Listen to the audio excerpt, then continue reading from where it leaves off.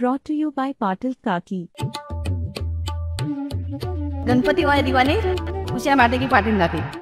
महाराष्ट्र विधानसभा निवडणुकीपूर्वी झालेल्या 2 राज्यातल्या विधानसभा निवडणुकींच्या निकालानंतर महाराष्ट्रामध्ये मोठ्या प्रमाणात चर्चा सुरू झाली आहे की महाराष्ट्राच्या निकालांवरती आणि महाविकास आघाडी आणि महायुतीमधल्या कॉम्बिनेशन वरती काय त्याचा परिणाम होऊ शकतो.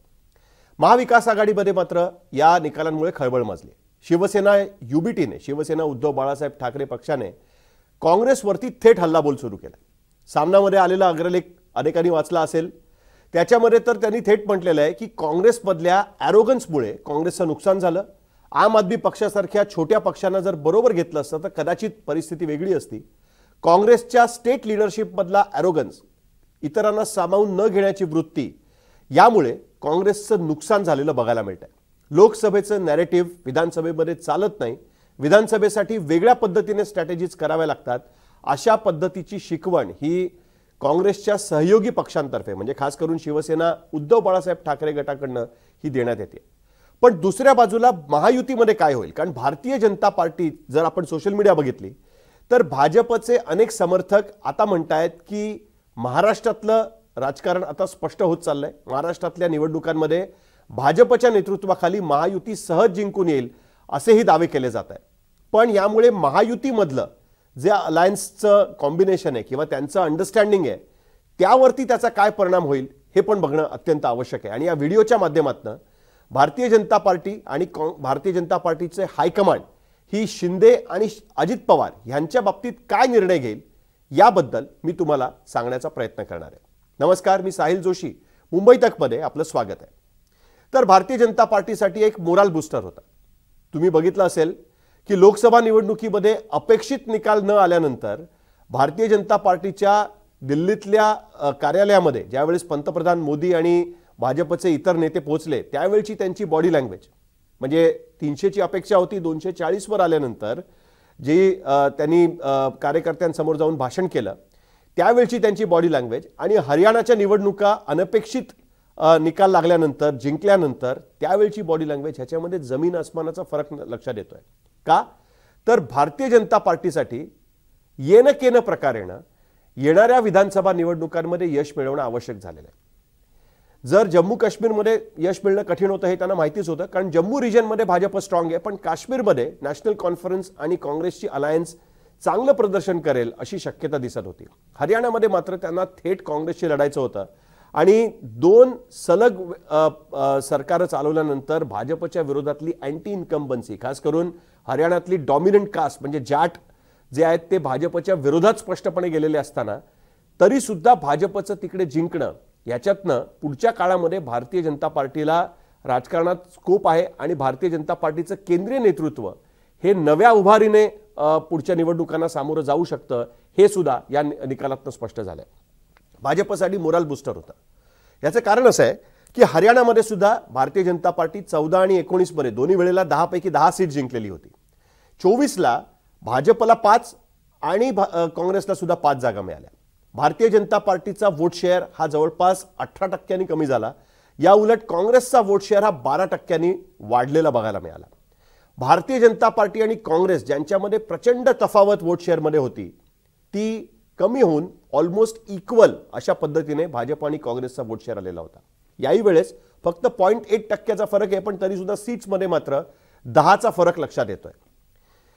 हेच जर आपण महाराष्ट्रात बघितलं तर महाराष्ट्रात सुद्धा भारतीय जनता पार्टीला आतापर्यंत 23 जागा दोन्ही निवडणुकांमध्ये 14 आणि 19 मध्ये मिळालेल्या होत्या, त्या घसरून 9 पर्यंत आल्या आणि भाजपचा वोट शेअर सुद्धा 1.7% का होईना पण खाली घसरलेला बघितला. पण इन ऑल जर आपण बघितलं तर भाजप आणि काँग्रेस एक लेवलला येऊन गेलेली आपण लक्षात आली. त्याच्यामुळे महाराष्ट्रात परिस्थिती अशी होती की काँग्रेस नंबर 1चा पक्ष झालेला आहे आणि महायुतीमध्ये भारतीय जनता पार्टीचा स्ट्राईक रेट सगळ्यात कमी असल्यामुळे भारतीय जनता पार्टीसाठी सीट शेअरिंगच्या वेळेस आम्हाला 160च जागा पाहिजेत हे सांगणं पण थोडंसं मुश्किल होऊन गेलं होतं.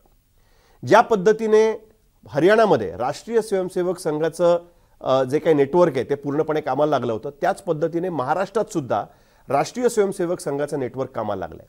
आणि त्यांनी भारतीय जनता पार्टीच्या नेत्यांना हे सांगितलं होतं की तुम्हाला स्ट्राईक रेट तुमचा नीट ठेवायचा असेल आणि सीट्स चं नुकसान कमीत कमी करायचं असेल तर 160 जागा कमीत कमी लढवणं हे अत्यंत आवश्यक आहे.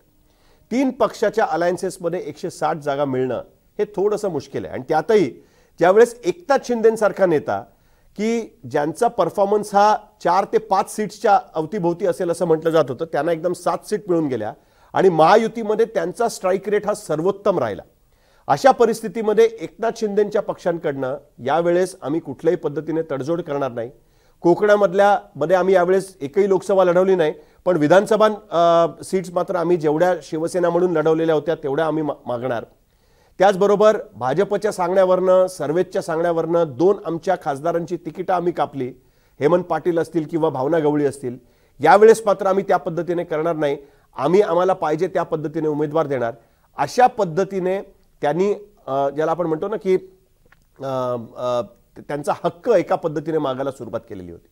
आता हरियाणामध्ये ज्या पद्धतीचा विजय भाजपला मिळालाय त्यामुळे महाराष्ट्रात सुद्धा अलायन्स पार्टनर्सना भारतीय जनता पार्टी हे सांगू शकते की भले आमचा परफॉर्मन्स लोकसभेत खराब झाला असेल, पण आमच्यामध्ये ही ताकद आहे की आम्ही विधानसभेमध्ये पुन्हा रिवाईव्ह होऊ शकतो, ज्या पद्धतीने आम्ही हरियाणामध्ये झालेलो आहोत. आणि त्याच धर्तीवरती महाराष्ट्रात सुद्धा रिवायव्हलचा स्कोप हा कुठेतरी भारतीय जनता पार्टीला दिसतोय. महाराष्ट्रातलं भारतीय जनता पार्टीचं कॅडर हे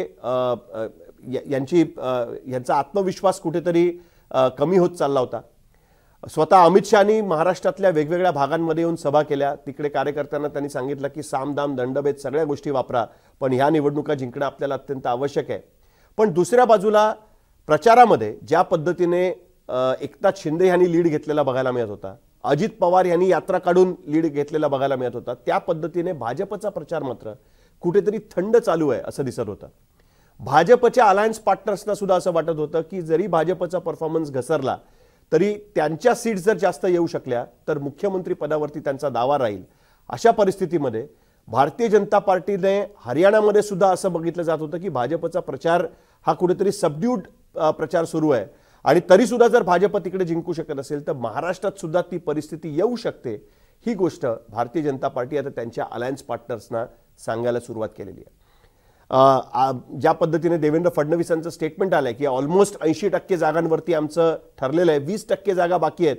त्या 20% जागांवरती त्या 20% जागांमधनं मॅक्झिमम शेअर घेण्याचा प्रयत्न हा आता भारतीय जनता पार्टीचा तिकडे असू शकतो. अजून एक इंटरेस्टिंग गोष्ट त्याच्यामध्ये दिसून येते की भारतीय जनता पार्टीकडे मराठा नेतृत्व नाही. या धर्तीवरती अजित पवार आणि एकनाथ शिंदे या दोघांचाही महायुतीच्या लिडरशिपवरती दावा कुठेतरी दिसायला सुरुवात झाली होती.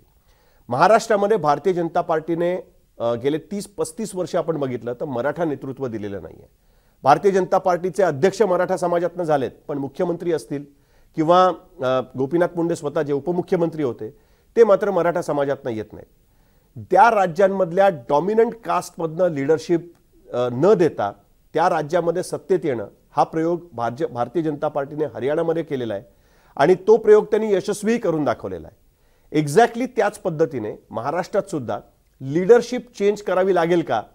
देवेंद्र फडणवीस यांच्या विरोधामध्ये अँटी इन्कम्बन्सी आहे असं कारण देऊन त्यांना दिल्लीत पाठवलं जाईल का, अशाही चर्चा मोठ्या प्रमाणात सुरू होत्या.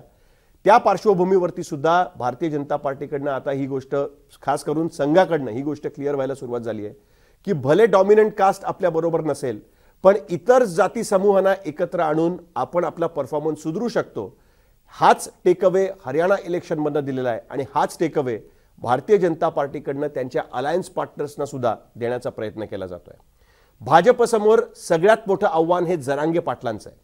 महायुतीच्या सीट शेअरिंगच्या चर्चेमध्ये मराठवाड्यामध्ये जास्तीत जास्त सीट्स आपल्या पदरात पडाव्यात, कारण जरांगेंचा फॅक्टर हा भाजपच्या विरोधात काम करतो, अशाही पद्धतीच्या चर्चा सुरू झालेल्या होत्या. अनेक सर्वे, अनेक रिपोर्ट्स हे ठेवून त्या पद्धतीची मागणी सुद्धा केली जात होती.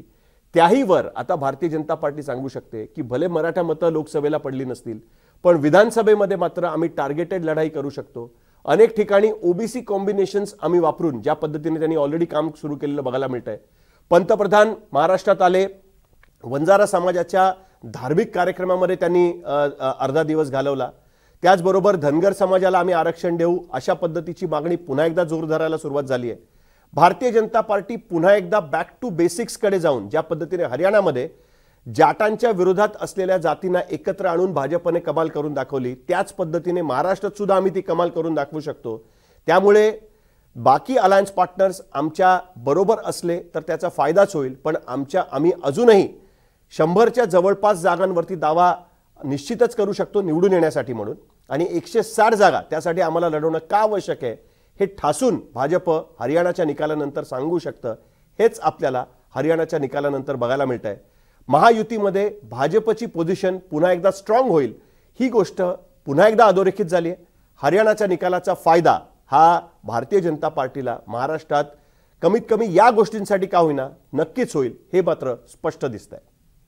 हा व्हिडिओ तुम्हाला कसा वाटला हे तुम्ही कमेंट बॉक्समध्ये लिहून टाकू शकता, आणि मुंबई तकचं यूट्यूब चॅनल तुम्ही सबस्क्राईब केलं नसेल तर सबस्क्राईब करा, बेल आयकॉनवर क्लिक केलं तर आमचे अपडेट्स मिळू शकतात। बघत रहा मुंबई तक।